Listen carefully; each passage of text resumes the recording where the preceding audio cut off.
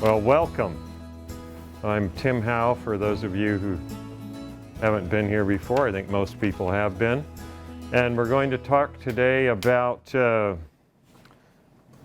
how do you open up narrowed arteries. We didn't used to think that was possible. I remember sitting in a lecture in January of 1985. I was in residency at the time. That tells you that I've been around for a while. And the Journal of American Medical Association came out with an article saying that lowering cholesterol was a really good thing. I remember when I was in medical school 3 years before, the lecturer said, well, we shouldn't probably let cholesterols go over 300.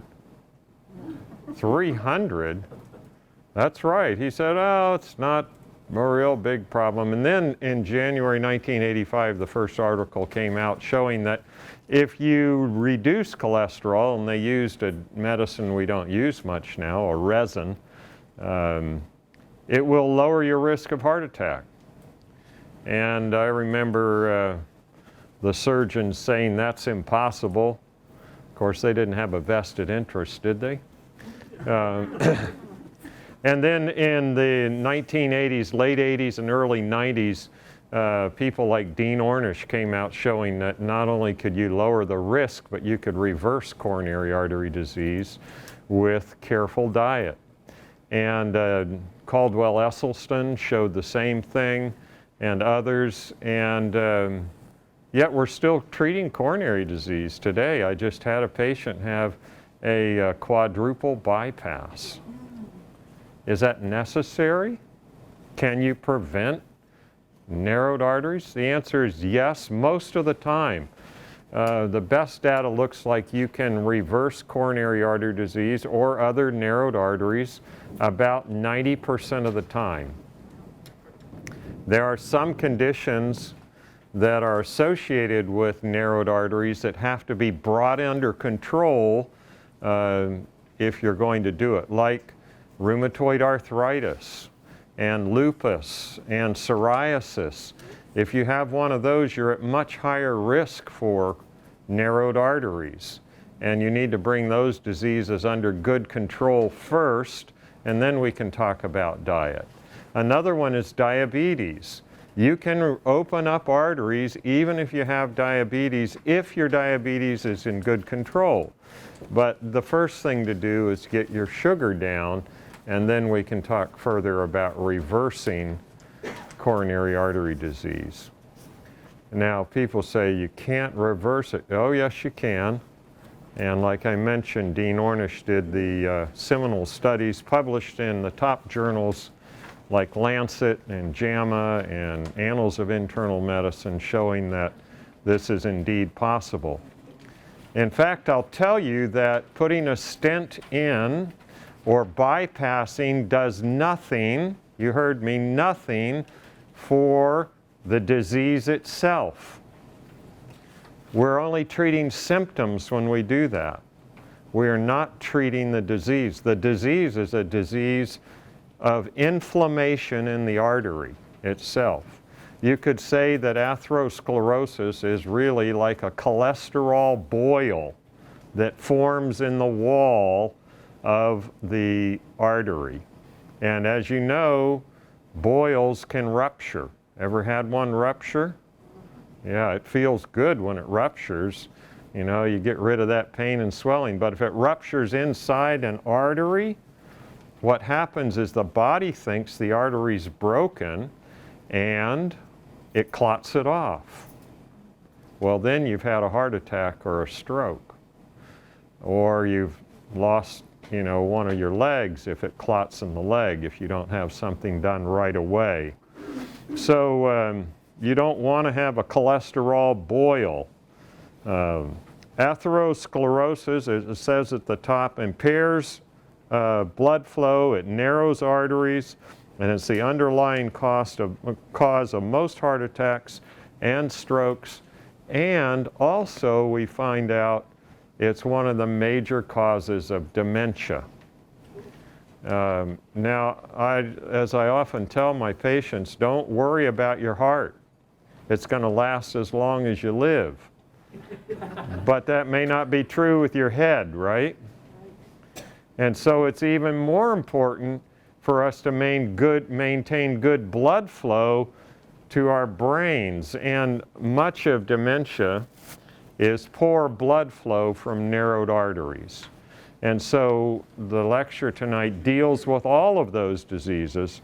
In fact, as one person said, perfect health depends upon perfect circulation. And that makes perfect sense, right? If you can't get blood flow there, you're in trouble. The other thing that we don't think about very often is the fact that our arteries are not lead pipes. They're very dynamic. And the illustration I've used before is if I give you a picture or something to read, and let's see, Ralph, can you read that? Look really hard. Okay, as he's looking at that, guess what's happening? The blood flow to the cortex back here, the occipital cortex that you see with, it markedly increases. That is in a normal brain. And if I start taking this and I lift it up and down like this, what happens to the blood flow to my arm? It increases because the artery starts dilating and the muscles cry for more blood, or the head does. And you can vary your blood flow to an arm or a leg or by 400% or more, fourfold volume increase. And that's caused by the arteries enlarging or dilating. But if you lose that ability, of course, then you can't do as much work, you can't think as well. And if you have this process of narrowed arteries, you could start getting chest pain. Anybody heard of nitroglycerin? What does it do? It dilates arteries. How does it do it? It mimics something the body makes normally. That's nitric oxide. As you think about the arteries, remember they're living, they're moving, and they respond to flow. The way they do it is simple. The cells, well, it's not really simple. It's very complex, but it's understandable. Let me put it that way. As the muscles, let's say in your arm, cry for more blood, the arteries, the heart starts to pump more and more blood starts to flow. And if you increase the flow rate, what do you do to friction on the wall of the blood vessel? Stressing it. You're stressing it. You increase the friction. And as you increase the friction or the shear stress on the wall, the endothelial cells respond to that increased friction by producing a substance called nitric oxide. Nitric oxide has many beneficial effects, and one of them is it relaxes the muscle in the wall of the artery so the artery dilates. And that's really helpful. But we find that if you eat in a way that is blocked, that production of nitric oxide, then you can't dilate your artery when you need more blood flow. Now, when do most heart attacks occur? Anybody know? Early morning. Early morning, and what's the other time? After a meal. Or after you get in a fight with your spouse, which doesn't happen on Valentine's, right? But after a meal, it's the most common, and why? Because the way we eat affects whether we can produce nitric oxide or not. Let's say you have a narrowed artery, and you want more blood flow, and you can't dilate it because you can't make nitric oxide. Well, then your heart's having to pump harder, and it needs more blood, and it can't get it. And if you have a nitro, you can pop it, and that helps your body make nitric oxide. But if you've eaten correctly, your body can make the nitric oxide, it can dilate that narrowed artery, and you never get the chest pain. So one of the things we do with diet, in fact, the first thing that we do if someone has narrowed arteries to their heart or anywhere else, is we change their diet so that they can make nitric oxide again. I had a patient some years ago who came to see me. He had a melanoma on the side of his face, and he went to the surgeon, and the surgeon said, well, we need to operate it. And then he asked him some simple questions like, do you ever get chest pain? Because he didn't want him to have a heart attack on the table. And the guy said, no, I don't get chest pain unless I walk. So he sent him to me for a treadmill stress test, and it was right down the hall here at the time we were doing those. And I put him on the stress test, and he walked about a minute, and then he started getting chest pain. And he was going really slow. And his electrocardiogram began to change, and his blood pressure shot up. I stopped the thing, and things got worse and worse. And I said, you need to be admitted to the intensive care unit, which was right next door at the time. He said, no, I don't think I will. I've lived a good life, and if it's my time, that's okay. And I said, yeah. He said, is there anything else I can do besides going to the hospital?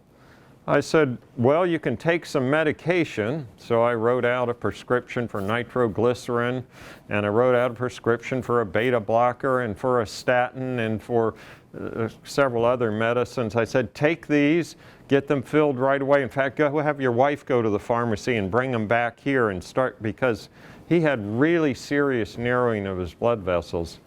And he said, but I don't like medication. I said, okay. He said, I'd be willing to change my diet. I said, well, I'll talk to you about diet, and just walk down to my office, but go really slow. And so he came down the hall to my office slowly, and I talked with him for about an hour about what to do, and I'll cover those things tonight. And he said, okay, I'll do that. Well, he went home and he did it. And 2 weeks later, he called me up and he said, I'm feeling good. I just went for a walk, and he named the trail. I said, how long is that walk? He said, it's about 2 miles. I said, did you have your nitro with you? He said, no, I decided to do diet and I never filled the medicine. I said, how'd you do? He said, oh, I did fine. You know, that's when I realized the power of diet. Within 2 weeks, he had improved enough with diet that he had restored his arteries' ability to dilate, and he walked fine. And I wanted to see the trail, so my wife and I went over and we hiked it. And I couldn't believe that he had made it around there. I had just seen him 2 weeks before on the treadmill stress test. Now, has his arteries, were they still narrowed? Yes, they were still narrowed, but even a narrowed artery can dilate. And so we're going to talk about what you do with diets to restore that ability to dilate your arteries, to enable your body to make its own nitroglycerin, if you will. The other thing, though, that we want to do is stabilize those cholesterol boils. We call them plaques, because the worst heart attacks do not occur in severely narrowed arteries. If the artery is severely narrowed, you're not getting much blood flow through there, and if you lose that, you'll have a heart attack, but it won't be a terrible one, provided you don't have an abnormal rhythm. The heart attacks that really cause a lot of damage are ones that are in arteries that are narrowed about 50 to 60%, because they're still providing a lot of blood flow, and if that clots off, you're going to have a big heart attack. And so if we can take that cholesterol boil, if you will, that plaque, and stabilize it so it won't break or rupture and won't clot off the whole artery, that'll make a big difference at lowering your risk of heart attack. So we do two things. We stabilize the plaque and we restore flow-mediated dilation. That's a new word, but it's what I've been describing. The ability of your arteries to dilate when the flow increases. If you don't dilate your arteries when the flow increases, in order to increase flow, you have to increase pressure, right? But if you increase pressure, that increases work on the heart, and then you're at higher risk for heart attack. So those two things are what we want to do: restore flow-mediated dilation and stabilize the plaque. Now, there was a physician at the University of Maryland some years ago that did the most interesting studies on flow-mediated dilation. What he did is he took a group of young college students and he had them come in and he pumped up a blood pressure cuff on their arm and left it pumped up for 5 minutes. Now, how would that feel? Wouldn't feel good, because your hand would want lots of blood. After he left it pumped up for 5 minutes, he let it down, but he measured what happened to the artery. And as you'd expect, normally, after getting no blood to your forearm and hand for 5 minutes, the artery would dilate markedly because the hand would be screaming for blood, and you'd see that. And so he measured that with an ultrasound and found that, yes, if you took a group of healthy young college students and measured their ability to dilate their artery here in their arm, that it dilated nicely after occlusion for 5 minutes. Took the same young men and he fed them a high-fat breakfast. And then he did the study again. And he found that he could successfully block the body's ability to significantly dilate that artery for up to 6 hours after one high-fat meal. And that was in young, healthy men. Now, they didn't have narrowed arteries. They did just fine. Their hand didn't fall off. It took longer to get the blood flow there, but their arteries were good. And so it didn't kill them to lose the ability to dilate their arteries. But interesting things happen when you do that, and you've all experienced them. How do you feel after Thanksgiving dinner? A nice big meal with that turkey and some mashed potatoes and gravy and a nice big dessert. And how do you feel? Damn good. You feel sleepy, right? And if someone gave you that meal and then said, now I want you to do some mathematical calculation, what would happen to your ability to do that? It would go down. Why? You've lost flow-mediated dilation from that high-fat meal, and you can't get the blood to flow as well in your brain. And you couldn't run as fast either. You know, recently they've been doing a lot of studies with top athletes, because they realize that these things affect athletic performance. And so they're starting to hire chefs for some of their top athletes, because they realize if I feed this person a good meal, I'm going to get more performance, and I got millions of bucks invested in them anyway, so what's hiring a chef to make sure they eat right? Because what you put in your mouth affects your blood flow, and that affects your mental performance and your physical performance. And some of those sports don't need mental performance, they just need physical, but some of them need both. The quarterback on the team at least needs a bit of mental performance. Some of the linemen may not need as much, but you want physical performance there. So what they eat is really important, because they need to maintain the ability to dilate those arteries. And those are in people that don't have markedly narrowed arteries. Another interesting thing is they found with marathon runners, if they feed them certain things, they get much better performance. One of the things that they feed them is beets. Why do they do that? Nitric oxide. There you go, nitrous oxide, because beets contain arginine, which is a precursor of nitric oxide. And if you have plenty of L-arginine around in your blood, and you need to make more of that nitric oxide to dilate your arteries to get that last bit of run in to the finish line. If you've had the beet juice and your neighbor that's running there next to you doesn't, you'll beat him to the finish line. They can improve performance doing things like that with food by up to 3%. And you think, well, that's nothing. Well, it's a lot if you're 3% better than the guy that's in the Olympics next to you, and you're both highly trained athletes, it'll make a difference. So, any questions so far, and then we'll look at some of the specifics. Lynn? Just wondered if it'd be helpful to mention at the same time they gave those same people nuts. Okay. So, I just mentioned a high-fat meal, right?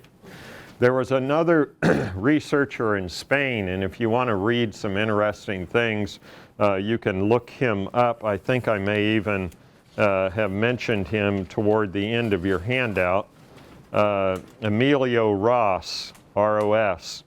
And he did lots of experiments with various fats. And the reason this is important is because you just ate that fatty thing, and there was a lot of fat in there, wasn't it? And he found out that refined fats block the production of nitric oxide. He fed people olive oil. Now, olive oil is a really good fat. It's the best oil there is, no question about it. But he found that with olive oil, he could block flow-mediated dilation. But if he fed the people walnuts, there was actually an enhancement in flow-mediated dilation. And you say, wait a minute, how come? Now, he didn't use olives against olive oil, at least in that study. Why? Because the study was funded by the Walnut Board. But he did some other studies that showed the same thing. If you eat high-fat foods that are unprocessed, not heated to a high temperature, and the whole thing, like nature provides it, it does not block flow-mediated dilation. There's one caveat, and that is the coconut on here has a highly saturated fat, and the coconut doesn't block flow-mediated dilation if you have it in the natural state, but it does increase cholesterol production, and high cholesterol for another reason is not good. So I don't recommend a lot of coconut. If you're going to have it, please don't have it as coconut milk. Have the whole coconut and a small amount, and I would avoid that if you're having chest pain with exertion. Once you get fit, well, okay, you can have some. Why is that? The same researcher at University of Maryland showed that if you took those same college students and you had them exercise at 70% of predicted maximum for an hour and then fed them that high-fat meal, it didn't block flow-mediated dilation. So if you can exercise that vigorously, you can be a little less careful with your diet. But most people with significant coronary disease could never exercise at 70% of their predicted maximum for a whole hour. That's really intense exercise. That's like jogging nonstop for an hour. Anybody up for that? Yeah, I do it for about a half an hour every morning, and I come home huffing and puffing. And if you do it for an hour, you're in pretty good shape. And you probably don't have significantly narrowed arteries. Although, how many of you remember Jim Fixx? Yeah, he was a marathon runner, and he dropped dead while he was running. I spoke with his physician, who happened to be Ken Cooper, about that, and he said Jim's cholesterol was terrible, and he was having problems with chest pain and with exertion even before that. And I tried to talk to him about his diet, but he said, I don't have to worry about diet. I'm an exerciser. And as a result, he dropped dead. Lynn, could you get me a drink of water? Any questions on that while I'm getting a drink? On the oils, like the whole walnut versus sprinkling walnut oil on your salads. Or Great question. As you'll see when I go over the recommendations, I don't recommend any refined oils at all because all of them have been shown to block flow-mediated dilation. We used to think in the first studies done by Esselstyn, he said, even before him, there were other studies done, he said 10% of the calories is fat, and any more than that is terribly dangerous, but we now know that's not so, but you can't have refined fats. The reason is refined fats, all of them, I don't care whether it's olive oil or it's safflower oil or sunflower oil or soybean oil, they all block flow-mediated dilation and do it very nicely.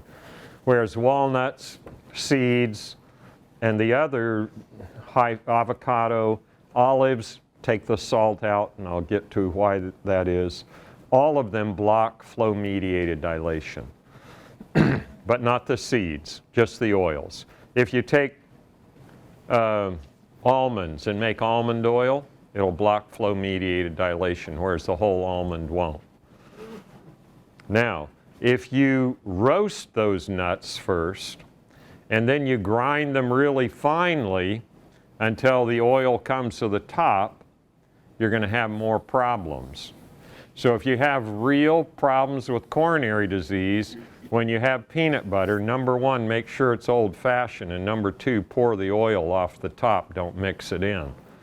If you're healthy and don't have chest pain, and you're able to exercise well, you can get by with that a little bit. Now, why is that? Any people wash dishes here? Yeah, okay. So if you make a salad and you make a dressing like my wife does with cashews blended, not super fine, but blended, and then you put it over your salad and you go to wash the dish, does it wash clean without soap? Yeah, it does. If you use an oil-based dressing, does it wash clean without soap? No. It changes the structure of the fat when you take it out of its natural form. Even more so when you put it in the blender than if you have the whole nut. If you eat peanuts, you absorb 30% calories, less calories than if you eat peanut butter. If you have peanut butter, it's so processed that you absorb 30% more calories than if you eat peanuts. That's number one. And number two, if you take all the antioxidants out of the nuts, like you do with olive oil, not all, I mean with peanut oil in that case, you don't take it all out, but most of them, and you take the fiber out, then when you digest it, it's more inflammatory. And when you have inflammation plus the refined fat, you lose the body's ability to dilate the arteries. And that's been shown over and over again. Now, it's not critical for most of us. Only about 45% of us to 50% of us have narrowed arteries. Okay, which ones of you have narrowed arteries? Do you know? Yeah, okay. If you know it, don't eat those things. If you don't know it, you can take your chances, or you can say, oh, I want to be careful and I want better performance and I want to think better. When my wife and I first went on this kind of a diet, no refined fats, you know what I thought? I thought we'd gone to Auschwitz. We couldn't have this and we couldn't have that. And then we learned to cook again.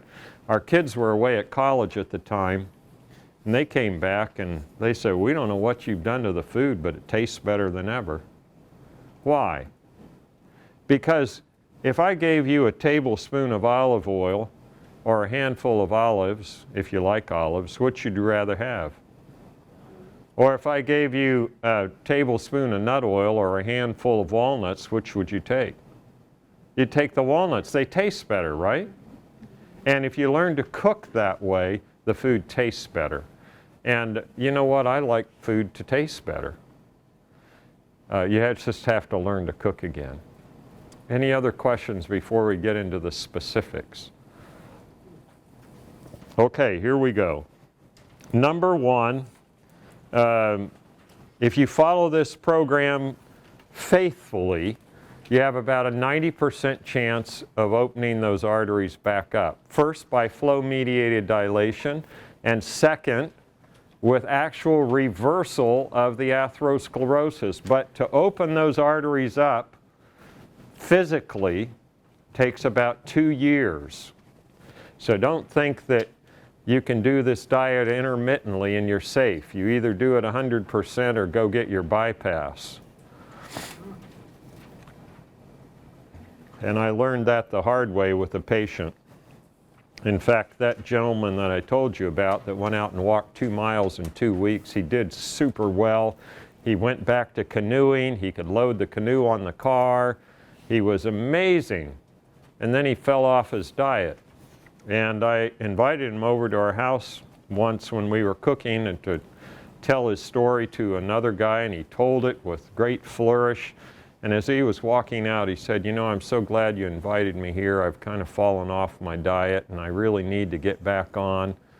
Well, he didn't get back on and he dropped dead. Either you get a bypass or a stent, or you do the diet and don't play around. Because, you know, if you told the surgeon, I only want you to do half of this operation and then stop. You know, open me up and look what's there and fix one artery and then just leave it open. Would that be a good idea? No, that's silly. Same's true with diet. Don't do it halfway.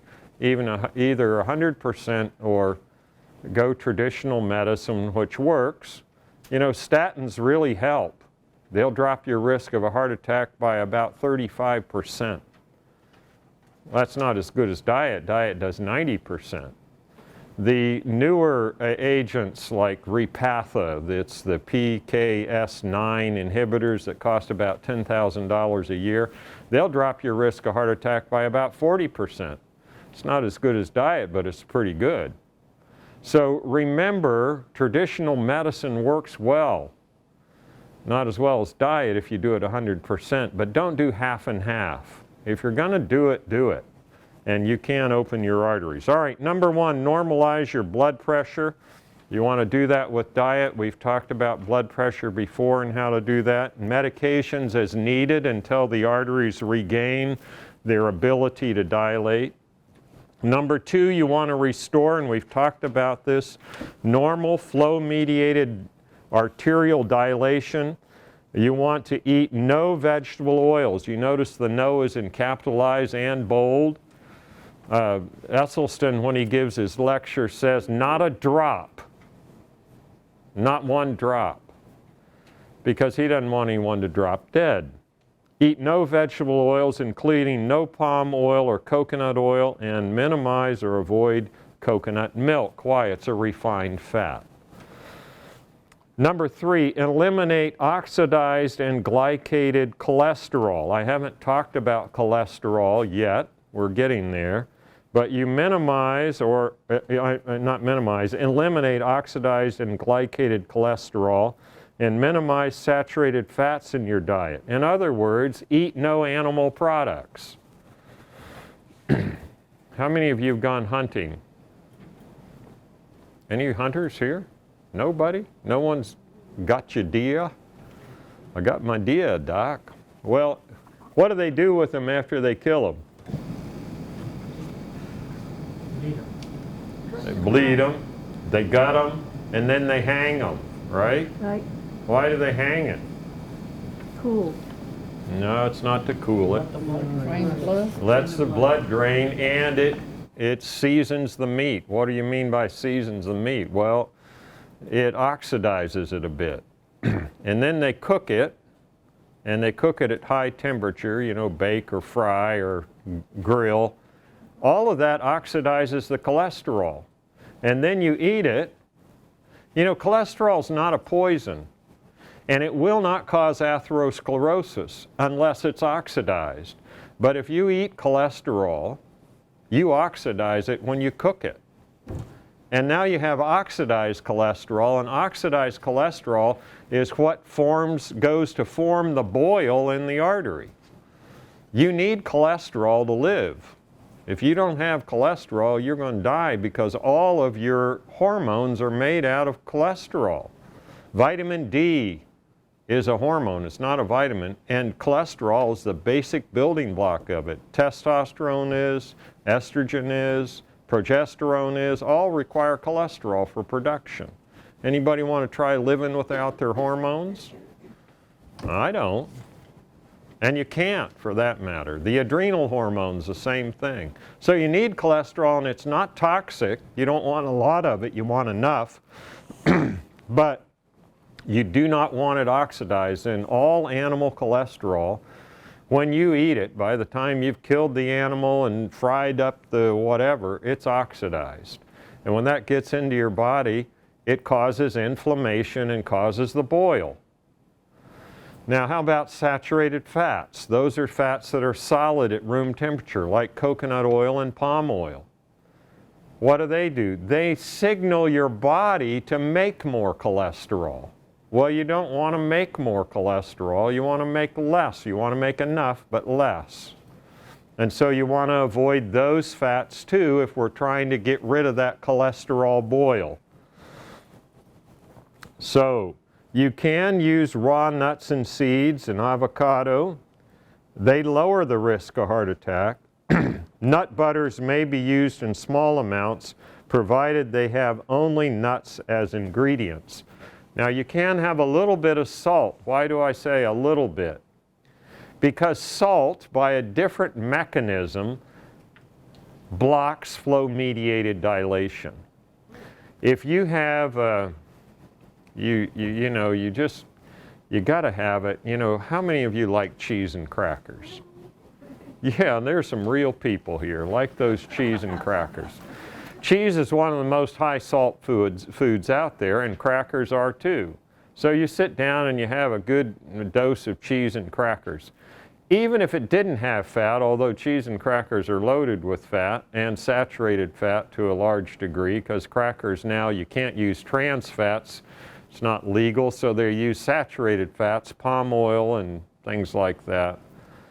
Even if it didn't have that, it has salt. And within 30 to 60 minutes of eating a high salt diet, you block the body's ability to dilate its arteries, and you raise your blood pressure measurably. So that's why we say don't eat a high salt diet. How many milligrams of sodium should you limit yourself to? The American Heart Association says we should aim for less than 1,800 milligrams of sodium a day. So you want to have low salt. Now I've taken away fat, now I'm taking away salt, and now I'm going to take away sugar. Why? You know, if you ask any chef, they'll tell you if you want to make food taste good, you got to either add salt or sugar or fat or all three. And so that's why we like French fries, right? They have a good dose of fat, and they have a lot of salt, and then you have to put ketchup on them, and the ketchup's loaded with sugar. And then you got your heart attack right after you ate them, or your blood pressure went up when you saw your doctor. So you got to learn how to make those things taste good, because I don't want to take everything away that tastes good, or else what's the use, right? You got to learn to cook again, and it's doable. Did these things taste good? Yeah, well, I didn't take them off your diet. You have to learn to cook again. So nut butters may be used in small amounts provided they have only nuts as ingredients or a small amount of salt. Pour off the oil, I mentioned that earlier. Water or salt cured olives may be used, but pour off the brine and soak them in water overnight to drop that salt content down. And if you learn to cook with olives instead of olive oil, the food tastes really good. We make a pizza sauce, and we don't have any oil in it at all.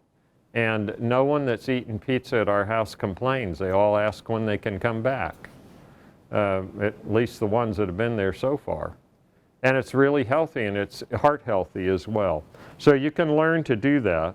Number 4, normalize your blood sugar by minimizing refined carbohydrates and avoiding foods that have had the fiber removed. This is all about glycation, and I've talked with you many times about glycation. Glycation is adding of sugar to a fat or a protein in your body, and it changes the structure of it irreversibly. When you glycate LDL cholesterol, it's no longer recognized by the LDL receptor. So once you glycate that cholesterol, you can't get it out of your bloodstream in the right manner to get into the cells to help them. See, LDL cholesterol isn't bad for you. It's the form of cholesterol that the body uses. It takes the cholesterol from the liver in that protein molecule down to the cell, gives the cell the cholesterol to build the walls of the cell and to make your hormones. But if it's oxidized or glycated, it can't get into the cell, except into the white blood cells called macrophages. So they eat it up in the arterial walls, and that forms your cholesterol boil. So please don't glycate or oxidize your cholesterol. Well, how do you glycate your cholesterol? Well, you cook at high temperatures, that'll do it.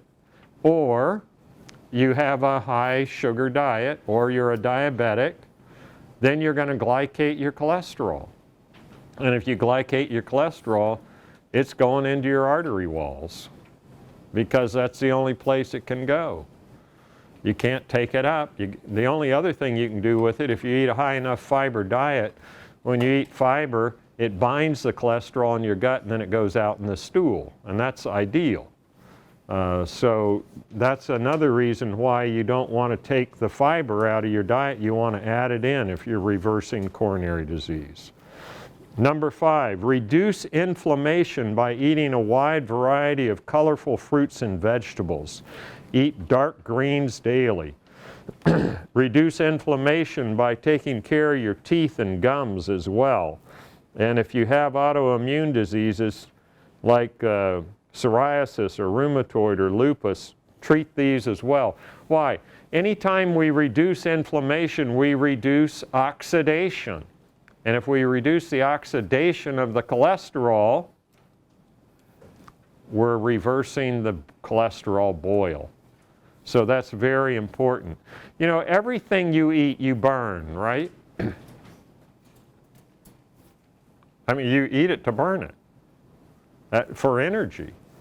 So if I give you something like pure oil or pure sugar or pure protein, refined, you have to burn that. And that's okay, except, is burning good for you or bad for you? It's both, right? You can't live without burning fuel, but you want to burn it in a very controlled environment with antioxidants which keep that fire or that burning from getting out of control and damaging your body. And I've used this illustration lots of times, but if you came over to my house this evening, we heat with wood, and that's a good way to heat your home, right? But what if I went out on the front porch and I got some kindling and I said, we're going to warm this place up, and I lit the kindling on the front porch and I carried it through my house on fire? What would you say? I'd say, no, I'm going to get it into the stove. Don't do that. Yeah, you say, don't do that. I say, okay, we have backup oil. So I get a can of oil and I start pouring it around my carpet, and then I'm looking for my matches. What would you say? Don't do that. Don't do that, or I'm getting out of here, because you know that fire, burning, inflammation needs to take place in a controlled setting, right? In the mitochondria in the cell, or in the stove in my house, or in the furnace. And the way the body protects itself naturally is it doesn't allow burning to take place before the food is digested, goes through the blood, down to the cell, to the mitochondria, and then it burns it there with antioxidants, and those antioxidants ride along to prevent oxidation or inflammation. The LDL molecule normally is loaded with antioxidants. Where does it get them from? Your food. And if you're eating food without antioxidants in it, you're absorbing those calories without antioxidants attached to them, and you get inflammation. And some people have said, well, why can't we eat food and take a pill? Because it doesn't work. We've tried it. Do you remember when vitamin E was all the rage? Everyone say, take vitamin E, it'll reduce. Does it work? No. But if you get vitamin E in your nuts and in your seeds, it works really well. You have to keep the antioxidants right with what you're burning. And then it prevents oxidation and inflammation. And so, if you're going to eat something you shouldn't, make sure you have a great big serving of greens with it. Or blueberries or something, because that helps protect you from the inflammation. And better yet, don't eat something you shouldn't have the antioxidants with it in the first place. It keeps your body from inflammation, from burning in ways you don't want it to. Is that making sense to you? It's really important. Caldwell Esselstyn, I gave his lecture once. He couldn't come to the conference we were both lecturing at. And he had a whole list of greens. Have you ever heard him lecture? He can list off about 20 different types of greens in about 10 seconds. He just goes da-da-da-da, broccoli and kale and collards and kohlrabi, and on he goes. And they're all good because they're high in antioxidants. And they prevent inflammation. If you prevent inflammation, you protect flow-mediated dilation, you prevent oxidation of LDL, and then the LDL doesn't bother you. So that's really important. All right. I mentioned autoimmune disease, get that treated. If you have a genetic elevation of your cholesterol, you will still most likely need to take a medication to lower your cholesterol. Not everyone has that. In fact, few do. But those who have parents that have really high cholesterols and have lipids deposited right here in their eyes, you've seen people with that maybe, they have a genetic problem and they may need medication.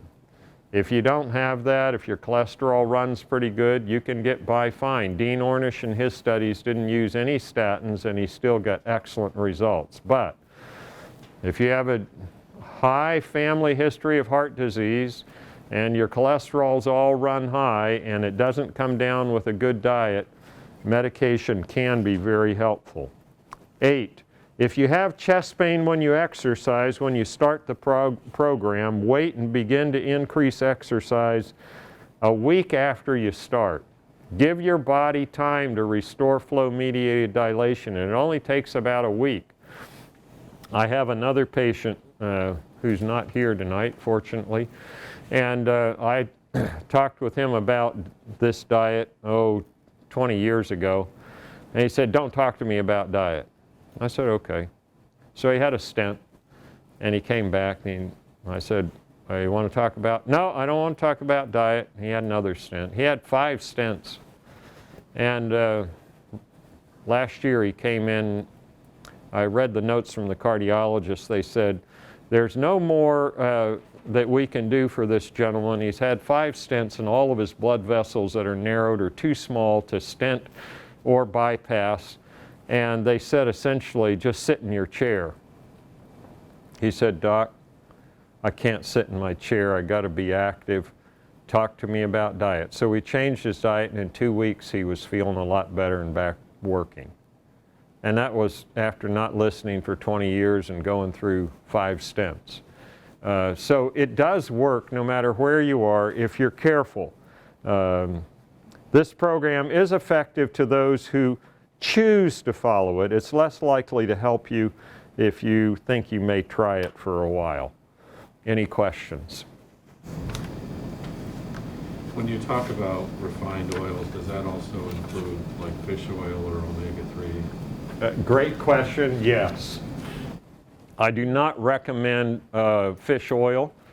If you look at all the studies, it's good if you're having more fish than beef. It's good if you're having more fish than chicken, but you're better off if you're having your omega-3 fatty acids from natural plant sources, but not refined. Flax, for instance. I recommend that anyone that can take flax meal or chia. Flax meal lowers your cholesterol, it'll lower your blood pressure. They did a head-to-head trial with flax against enalapril, which is an ACE inhibitor that lowers blood pressure. 2 tablespoons of flax meal lowered blood pressure more than enalapril.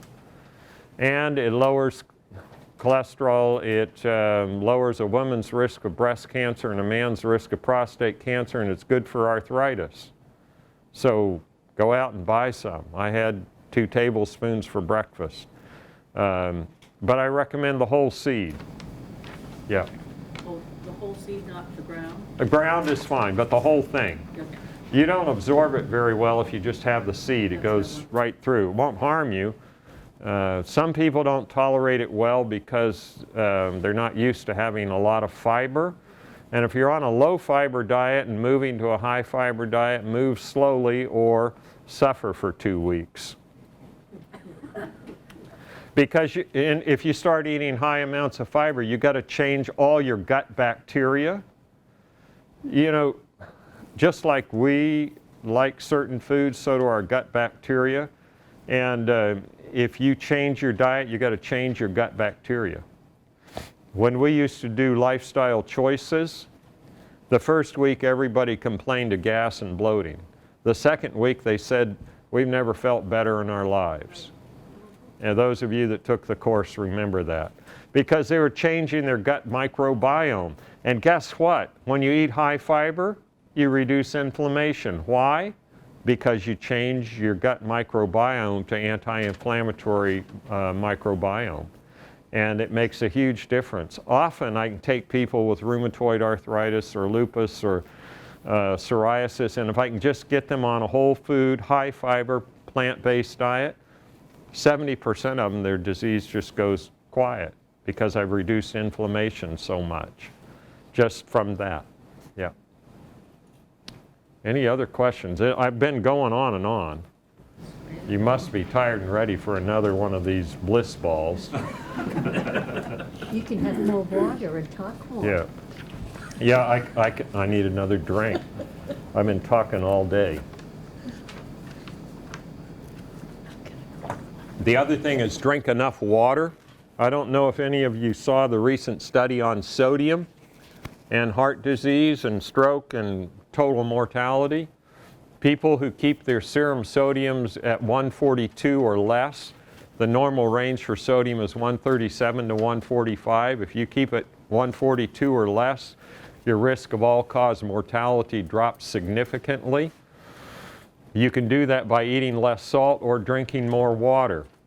A study published, I don't know how many years ago, Cheryl would remember, showed that people that drink 6 or more glasses of water a day reduce their risk of stroke and heart attack by 40%.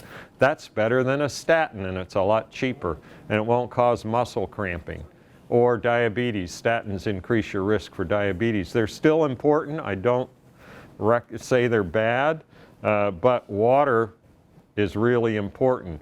If you drink enough water, it keeps your serum sodium low. We should probably be, well, we measure that on a lot of people, but we ought to be talking to them about that because that's as important as cholesterol for preventing vascular disease. Yes? Got a question to item 2. Yes. End of the sentence, it says avoid coconut milk. Yes. Is this, we're talking about the liquid milk. Mm-hmm. How about the powdered milk, or is this just nothing but powder? I don't recommend much coconut at all for people with coronary disease, if any, and if you're going to have it, have the whole unsweetened flake or the whole coconut. And it's better yet if you climb the tree and knock it down and yeah, that's even the best. Yeah. Any other questions? You've been really patient on a Valentine's Day. Yeah. You know, it's so fun to see changes that people can make. And sometimes it's hard. I go over stabilizing the plaque and flow-mediated dilation at the body, at the bottom there. And then here's the skinny on reversing atherosclerosis. Eliminate all oils. Eat nothing with a mother or face. Avoid refined carbs and minimize glycation. Eat the rainbow. Keep moving. They'll never put you in a box while you're moving, at least not in this country. Limit sodium intake. Learn to cook again. And if you ask, God will help you make changes. He really will. Have a good evening, and thank you for coming. If you have any more questions, feel free to stay around, and I'll answer questions for a while.